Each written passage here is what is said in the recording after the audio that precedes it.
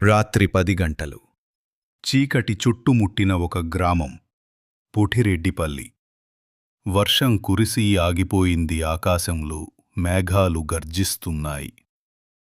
రాము అనే రైతు తన పొలానికి వెళ్ళాడు. ఎందుకంటే ఆ రోజు మట్టిలోని నీరు ఎక్కువై పంట మునిగిపోతుందేమో అని భయపడ్డాడు. కెరోసిన్ లాంతరు పట్టుకుని మట్టి మార్గం మీద నడుస్తున్నాడు. పక్కన కప్పలు కేకలు వేస్తూ గాలి వీస్తూ ఉంది. కాని ఒక్కసారిగా గాలి ఆగిపోయింది.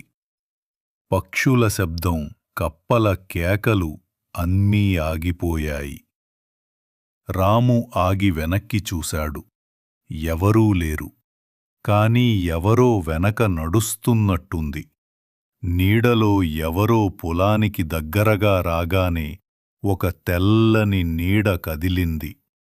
ఆమెకు పొడవైన జడ, తెల్లని చీర, తడిసిన పాదాలు, కాని ముఖం స్పష్టంగా కనిపించలేదు. రాముకు చెమటలు పట్టాయి. లాంతరు పైకి ఎత్తాడు. ఆ నీడ ఒక్కసారిగా పొలంలోకి దూకి మాయమైంది. ఎవర్రా నువ్వు అని రాము కేకవేశాడు. ఎవరూ స్పందించలేదు. అప్పుడు గాలి మళ్లీ మొదలయింది. కాని ఆ గాలిలో ఓ స్త్రీ నవ్వు వినిపించింది. ఆ నవ్వు ఎలా ఉంది అంటే ఒక్కసారిగా గుండె ఆగిపోయింది. మరుసటి ఉదయం గ్రామంలో వార్త వినిపించింది. రాము రాత్రి పొలం దగ్గర స్పృహ తప్పి పడిపోయాడు. తన ముఖం తెల్లగా, కళ్ళు ఎర్రగా. చెబుతున్నాడు, ఆమె వచ్చింది, తిరిగి వచ్చింది అని. వెళ్ళలేదు పంట. ఆ రాత్రి మళ్ళీ రాము వెళ్ళాలని నిర్ణయించుకున్నాడు. ఈసారి మొబైల్ టార్చ్, తాళి, పూజా సామగ్రి తీసుకుని వెళ్ళాడు. మధ్యరాత్రి 12. పొలం మధ్యలో నిలబడి జపం మొదలుపెట్టాడు. అప్పుడు నేల నుంచి తెల్లని పొగలేచింది. ఆ పొగలో సీతమ్మ ముఖం కనిపించింది. కళ్ళు రక్తంలా ఎరుపు.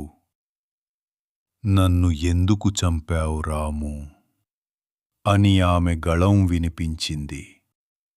రాము కంగారుపడి వెనక్కి తగ్గాడు. కాని అతని వెనుక నేల కదిలింది. మట్టిలోంచి 2 చేతులు బయటికి వచ్చి అతన్ని పట్టుకున్నాయి. మరుసటి ఉదయం గ్రామస్థులు పొలానికి వెళ్లి చూశారు. పంట ఎండిపోయింది. మట్టిలో రాము శరీరం సగం పూడ్చబడింది. కళ్ళు తెరిచే ఉన్నాయి భయంతో. అప్పటినుంచి ఆ పొలం పక్కన ఎవరూ వెళ్ళలేదు. రాత్రి వేళల్లో ఇంకా వినిపిస్తుందట, రాము నన్ను ఎందుకు చంపావు అని.